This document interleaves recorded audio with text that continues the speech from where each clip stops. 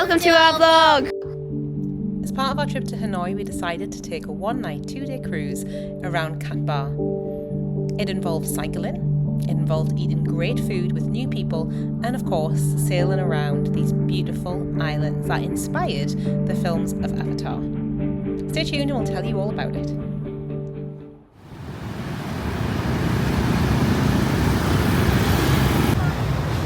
We are waiting for the bus. We're waiting for the bus and there's loads of traffic.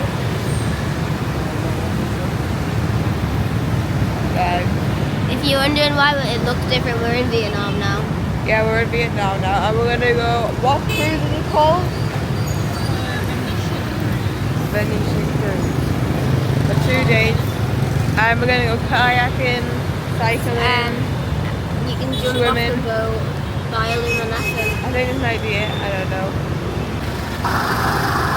So we booked this through Get Your Guide and it cost around £420, and that includes a pickup from Hanoi across to the coast. So it was a pretty good deal. That was for 4 of us, 2 bedrooms, all of the food included and all of the activities. One downside, which was this is the one thing that I did not like, which was you get dropped off at the break point, which is this very, very curated space full of things that they want tourists to buy, which is fine. Like, it's a perfect opportunity, we get that. But upstairs in the shop, everything was super overpriced. Like, we paid about £35 for a bag of snacks, and not even good snacks. These were snacks that I think Westerners would like. So that was the only downside, but the journey continued and we ended up getting on this fantastic ferry, which was super quick. We didn't have to wait long, even though we had just missed one when we arrived. So we get on the ferry, the bus follows us, and then we had a decent snack actually up in the little area that you can see at the top there. They have noodles, drinks and snacks, and it was actually reasonably priced, so that made me feel a little bit better, a little bit less peeved about the previous stop.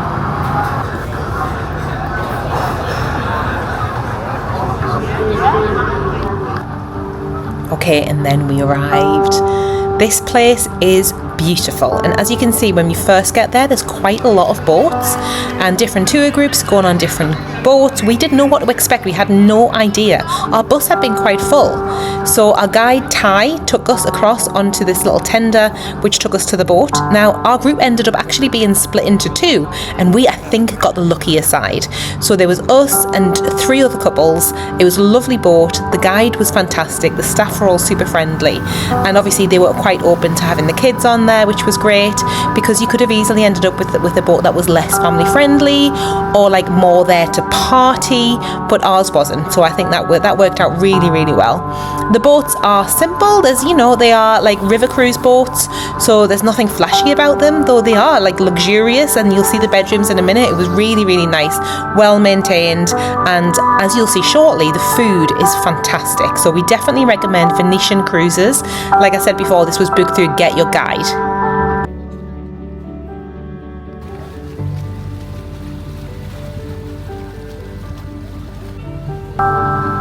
After we set off to sail, it took about an hour to get to where we were going to first stop, and then we got the kayaks out and they let us go basically wherever we wanted to. They gave us a suggestion of a route to take that would take about an hour, and we took that route, and it did take about an hour.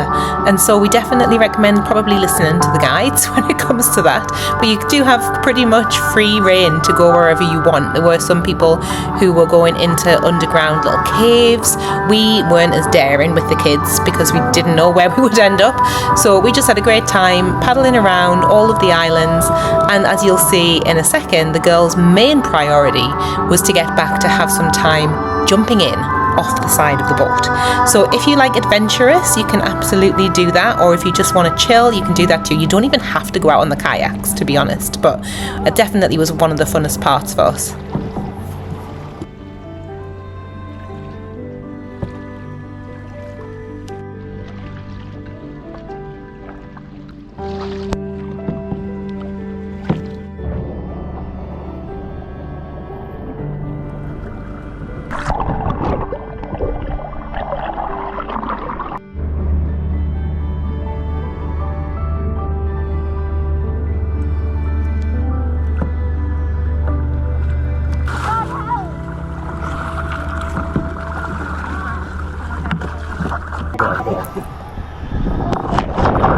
how high would you jump? Would you go from the first floor, the second floor? Would you do the third? The girls were so brave. They even inspired some of the other passengers to join in too. And they went from the second floor. Eventually, as you'll see in a second, it took some building up. It took building up for me too, to be honest, so I do not blame them. The water was lovely and cold, which is exactly what we needed. It was clean. We weren't concerned about anything at all about jumping in multiple times. They stayed even longer because we were all having so much fun. And then eventually we get back on just in time to get dried off and have some lunch. So I'm going to let you enjoy all of the jumping in and then join me for lunch. 3, 2, 1, go.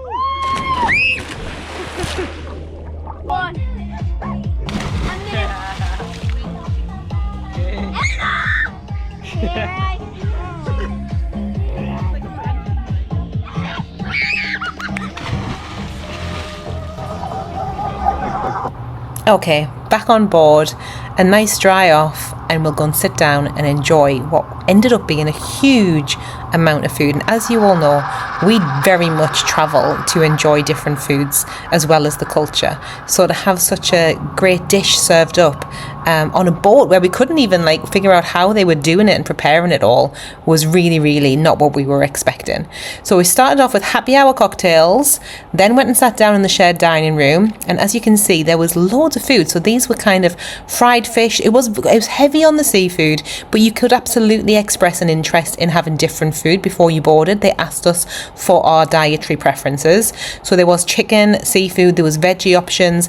These oysters, oh my god, Eleanor and I devoured these. They were probably the best thing on the whole trip as far as the food goes. So highly recommend, if you get them and you haven't had oysters before, that you try them.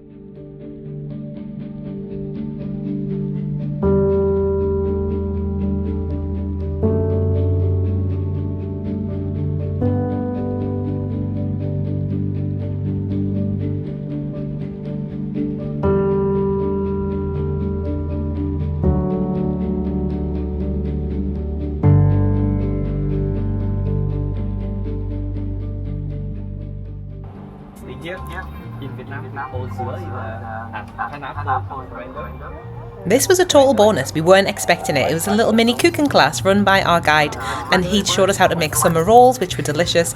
The kids enjoyed it. The adults enjoyed it probably even more.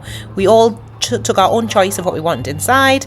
Ty showed us how to get the best roll on these quite tricky little wet rice pancakes, and then we all tucked in. We had as many as you wanted before the dish ran cold, and then it was just in time for more food as the dinner service got served up. Then we all turned our hands to a bit of squid fishing. Again, this was totally optional, so obviously if you don't want to, you don't have to, but it was a bit of fun. And to be honest, we weren't very good at catching them, although we did catch them and we released them straight back in. So it was a little bit of fun, and this led on to another discovery which the guides hadn't expected us to find, which was bioluminescence in the water.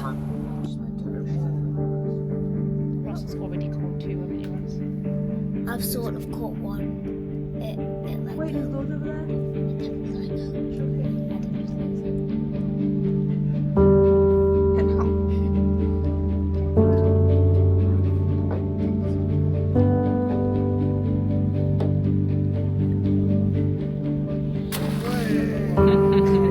Wait, Dad, leave it there. No, yeah, leave it and then they'll start pulling it up.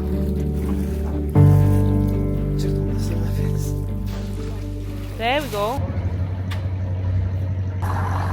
The next morning, after a really good night's sleep, we got back on the little boat, the little tender, and it took us over to the land, which is where we were going to start off on a cycle journey to one of the local villages.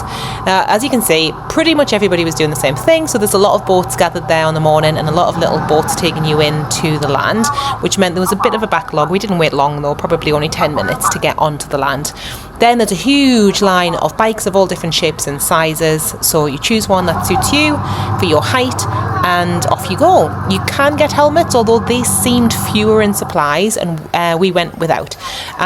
If you don't want to cycle at all, these little green buses take you on the same route, so you get the exact same scenery and you don't have to cycle at all. Or if you want to start cycling like Cora did and decide that your bike isn't very comfortable, you can then get on the bus too. So you can have the best of both worlds. It's really safe. The paths are all concrete, really made for this tourist activity, and there's nobody else really on the roads other than those little green buses and a lot of cyclists. So you're led along the path, up and down some hills, so like you do need a half decent level of fitness. It wasn't super hard, but it definitely wasn't easy. It wasn't all flat. Downhill, great fun. Uphill, less so. But we got there, and as you'll see shortly, there was a few activities to do in the village itself. Some of them you pay for separately and some of them are included, so just make sure you understand before you commit to anything, but it was really good fun.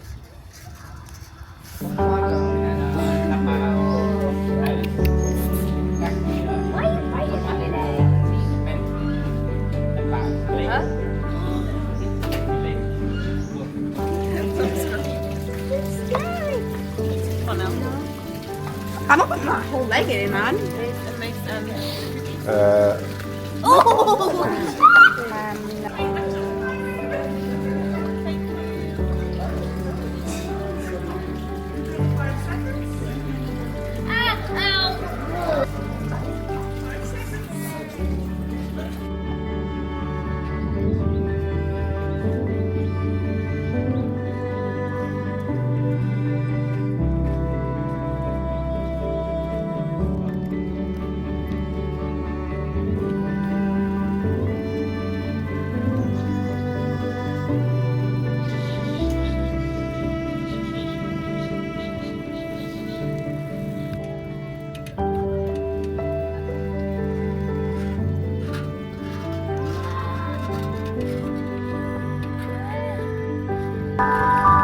Overall, it was a really beautiful trip and we definitely recommend it. The sail back that same day was really peaceful. We went past these little villages of people living on the water, which was really interesting to see that way of life, which is not something that you see very often.